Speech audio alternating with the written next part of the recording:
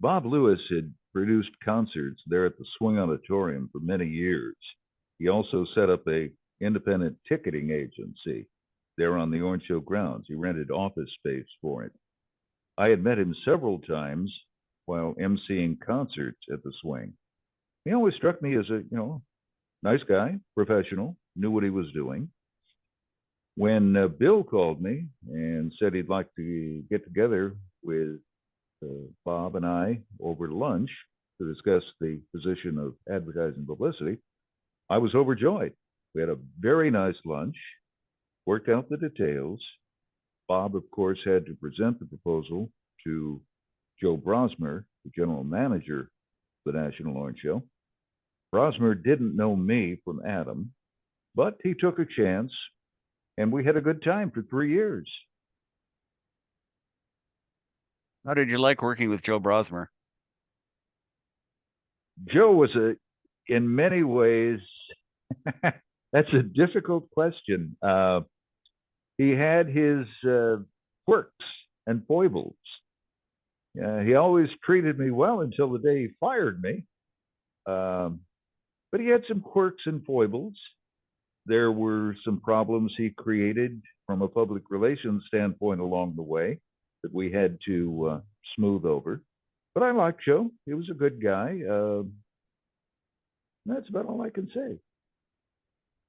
What was the most memorable thing you ever did at the Orange Show? Something that's seared into your memory forever.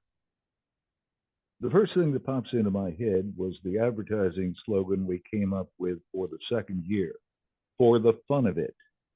I presented it at the morning staff meeting, unveiling the brochure and the billboard, Rough, from Bill Colosino, and said, why are we doing the National Orange Show? We're not making a lot of money. We're doing it for the fun of it. I believe the swap meet was brought in while I was there. I had done work for Gary Canning, RG Canning Productions. They put on car shows and such. And I had worked with that organization for several years, producing commercials and occasionally like judging their car show beauty pageant, which was one of the most pleasurable experiences you can possibly have. But that was one of the ancillary things that I believe Joe Brosmer brought in. The off-track betting was in the planning stage, my third and last year at the Orange Show. They hadn't started the building, but they were working on the permits. That was Joe Brosmer's thing. It was necessary for Joe to get every member of the 12-member board, 11 or 12-member board, to go down to the police department and have fingerprints and photo taken in order to get the licensing through.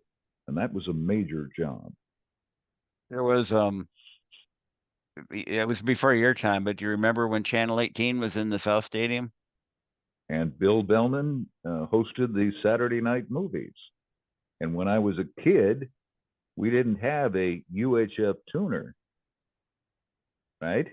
My buddy Howard would phone in on Bill's contest, and then he'd phone me with the answer, and I'd phone Bill and win some Haywood Fudge or what was that restaurant?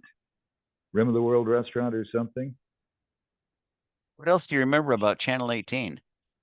Remember when Norm sold it to the LA Times, and they put it in a big building downtown that had been used for something else. And Lorne Green came out to host the opening evening. It was a big deal then.